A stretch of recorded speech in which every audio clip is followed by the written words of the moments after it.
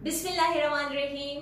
अस्सलाम वालेकुम स्टूडेंट्स, कैसे हैं आप सब। लास्ट टाइम हम डिस्कस कर रहे थे सेल फ्रैक्शनेशन को और आज हम बहुत इंपॉर्टेंट टॉपिक डिस्कस करने जा रहे हैं, that is the plasma membrane, cell membrane, plasmalemma. Plasma membrane बहुत इंपॉर्टेंट पार्ट है किसी भी सेल का, क्योंकि ये सेल के इंटरनल इन्वायरमेंट को सेपरेट करता है सेल की एक्सटर्नल इन्वायरमेंट से। और अगर हम लोकेशन की बात करें डिफरेंट सेल्स में, इसकी लोकेशन क्या होती है, तो देखिए आपके सामने मेंशन्ड है एनिमल सेल में outer most boundary plasma membrane की होती है। अगर ये आपके सामने एनिमल सेल है तो सबसे बाहर वाली जो बाउंड्री है, सबसे बाहर वाली जो मेम्ब्रेन है वो प्लाज्मा मेम्ब्रेन होगी। लेकिन अगर ये प्लांट सेल हो तो फिर इस प्लाज्मा मेम्ब्रेन के बाहर एक और लेयर होती है, एक और वॉल होती है, जिसके लिए हम टर्म क्या यूज करते हैं, सेल वॉल। यानी एनिमल सेल में ये आउटर मोस्ट बाउंड्री होगी और अगर हम प्लांट सेल की बात करें तो plasma membrane beneath the cell wall locate होगी। तो ये हमने डिस्कस कर ली लोकेशन। अब डिस्कस करने जा रहे हैं chemical composition. Now what is chemical composition? ये वेरी करती रहती है डिफरेंट सेल्स के अंदर, लेकिन जो हम एक स्टैंडर्ड केमिकल कंपोजिशन लेते हैं वो है it consist of proteins, lipids and carbohydrate. देखिए उसमें जो सबसे बड़ा पोर्शन आपको नजर आ रहा है वो प्रोटीन का है, which is 60 to 80%। Second portion हमें नजर आ रहा है लिपिड्स का, विच इज 20 to 40%। और हमारे पास जो एक कम पोर्शन है वो किसका है, कार्बोहाइड्रेट का, जो कि 2 to 10% होता है। तो ये तो हमने डिस्कस कर लिया इसकी केमिकल कंपोजिशन को। आफ्टर द केमिकल कंपोजिशन अब हम बात करने जा रहे हैं इसकी ऑर्गेनाइजेशन की, इसके स्ट्रक्चर की, इसकी फॉर्मेशन की। डिफरेंट टाइप के मॉडल्स प्रपोज किए गए। हमारी बुक में जो चंद मॉडल्स डिस्कस किए हैं आज हम उनको टर्न बाय टर्न डिस्कस करेंगे। सबसे पहला मॉडल जो आज हम डिस्कस करने जा रहे हैं, this is a sandwich model. आप सब ने सैंडविच तो बहुत दफा खाया ही होगा, तो चलिए आइए देखते हैं कि हम इस मॉडल को सैंडविच मॉडल क्यों कहते हैं। सैंडविच मॉडल को इंट्रोड्यूस किया था डैनियली और डेवसन ने, और इन्होंने कहा था कि अगर हम प्लाज्मा मेम्ब्रेन के स्ट्रक्चर को देखें तो ये स्ट्रक्चर बिल्कुल ऐसे ही है जैसे कि ब्रेड के दो स्लाइसेस के दरमियान में कोई फिलिंग मौजूद हो। इनके मुताबिक प्लाज्मा मेम्ब्रेन के अंदर प्रेजेंस होती है प्रोटीन की और लिपिड्स की। इन्होंने सिर्फ प्रोटीन और लिपिड की बात की, कार्बोहाइड्रेट को डिस्कस नहीं किया था। और इन्होंने ये भी बताया कि यहाँ पे जो प्रोटीन्स प्रेजेंट होती है वो ग्लोबुलर प्रोटीन्स है।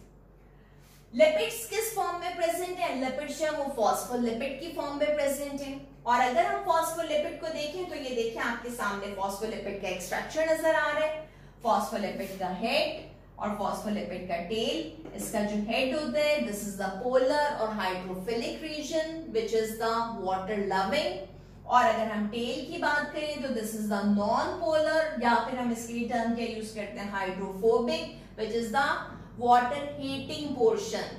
कोई भी ऐसा केमिकल कंपाउंड जिसके अंदर पोलर और नॉन पोलर या फिर हाइड्रोफिलिक और हाइड्रोफोबिक दोनों रीजन्स मौजूद हों, हम ऐसे कंपाउंड के लिए टर्म यूज करते हैं एम्फीपैथिक कंपाउंड। इसका मतलब कि फॉस्फोलिपिड मॉलिक्यूल जो है ये एम्फीपैथिक कंपाउंड है, because it contain the two reasons, the one is hydrophilic and the other one is the hydrophobic. तो फॉस्फोलिपिड जब इस स्ट्रक्चर में देखा गया तो अकॉर्डिंग टू देम फॉस्फोलिपिड की एक लेयर मौजूद नहीं है, फॉस्फोलिपिड दो लेयर्स में मौजूद है। ये आपके सामने डायग्राम में नजर आ रहा है आपको, this is the one layer of phospholipid, these are the heads, these are the tails, this is another layer of phospholipid, these are the heads and these are the tail. देखिए जितना भी hydrophilic portion है ये upper side पर आपको नजर आ रहा है, टेल जो है वो अंदर की साइड पे बरेड हुई है। इसी तरह से ये वाला हाइड्रोफिलिक रीजन जो है वो इंटरनल साइड पर है और टेल्स जो है वो इनर साइड पे बरेड हुई है। इसी तरह आप नोटिस कर सकते हैं कि ये जितनी भी टेल्स हैं these are facing each other, और इनके दरमियान में एक इंटरमॉलिक्यूलर फोर्स, वैन डर वाल फोर्सेस जो है वो डेवलप हो जाती है। तो अब जरा गौर कीजिएगा, this is the lipid bilayer. इस लिपिड बाइलेयर के ऊपर भी देखें एक प्रोटीन लेयर है, ग्लोबुलर प्रोटीन, और लिपिड बाइलेयर के नीचे की तरफ भी आपको एक प्रोटीन लेयर नजर आ रही है।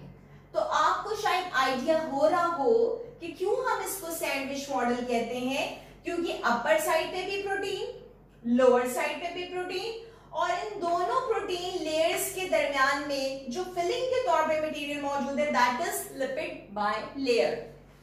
देखिए अगर आप इस क्रॉस सेक्शन को देखें, this is the plasma membrane. बाहर की तरफ एक्स्ट्रा सेलुलर एनवायरनमेंट में भी क्या मौजूद है, वाटर। तो देखिए हेड्स जो है वो फेस करते हैं टुवर्ड्स वाटर और टेल्स जो है वो away from the water buried हो जाती है। अंदर की तरफ भी तो साइटोप्लाज्म है, इंट्रासेलुलर एनवायरनमेंट है। तो अंदर की तरफ क्या होगा कि वाटर की तरफ जो है वो वाटर लविंग पोर्शन आ गया, हाइड्रोफिलिक पोर्शन आ गया, हेड पोर्शन आ गया और टेल्स जो है वो अवे सेटल डाउन हो गई। इसी को आप बड़ा करके देखें तो आपको इस टाइप का स्ट्रक्चर नजर आ रहा है। ठीक है, प्रोटीन्स जो है वो लिपिड बाइलेयर की दोनों साइड्स पे प्रेजेंट है।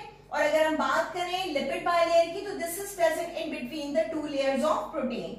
ये वाला जो पोर्शन है इसका this is the hydrophilic portion. नीचे की तरफ भी आपको ये हाइड्रोफिलिक पोर्शन नजर आ रहा है, लेकिन जो इनकी टेल्स है this is the hydrophobic portion. तो ये मॉडल था सैंडविच मॉडल जिसे कि प्रपोज किया था डैनियली और डेवसन ने। चलिए हम देखते हैं अब दूसरा मॉडल कौन सा था, विच is the unit membrane model. Unit membrane model को प्रपोज किया था रॉबर्टसन ने 1959 में।